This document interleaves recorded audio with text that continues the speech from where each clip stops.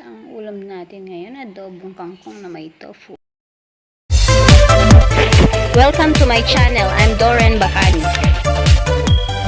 Thank you for visiting my channel. Stay inspired PH. Yan, pan fry muna natin ng konti yung ating mga tofu, guys. And guys, chop lang natin yung tofu, and then nandiyan na yung kangkong, bawang sibuyas, meron tayong toyo, suka. So, lagyan natin ng ginisa flavor mix at asin at tubig, syempre. Ayan, gigisa na natin yung bawang at sibuyas.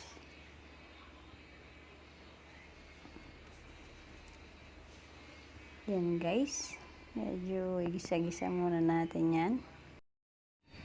And then guys, lagay na natin tong tofu. Ayan, medyo gisa-gisa natin kahit 1 minuto lang.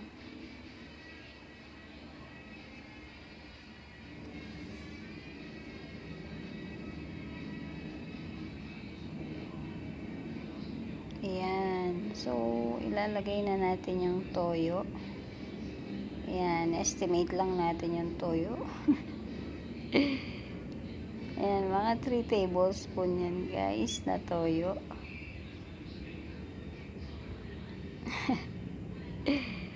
Ayan, tinansya, no?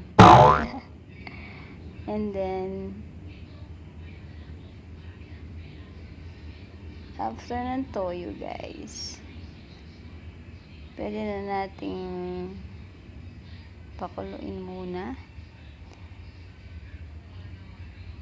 And then, lagay na natin yung tubig. Ayan. After ng tubig guys, syempre pakuluin muna natin ng konti. Ayan, kumukulo na siya. So, ilalagay na natin tong kangkong. Ating main ingredient, adobong kangkong yan guys. Kaya, ayan, adobong kangkong tayo ngayon na may tofu.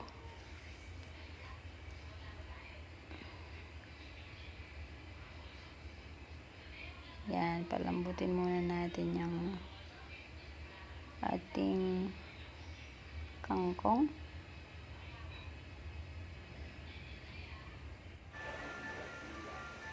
Ayan, pwede na natin lagyan ng suka. At least 2 kutsarang suka.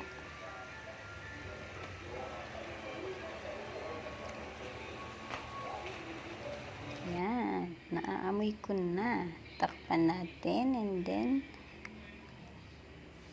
yan, hayaan mo lang kumulo-kulo guys, kahit mga 2 minuto.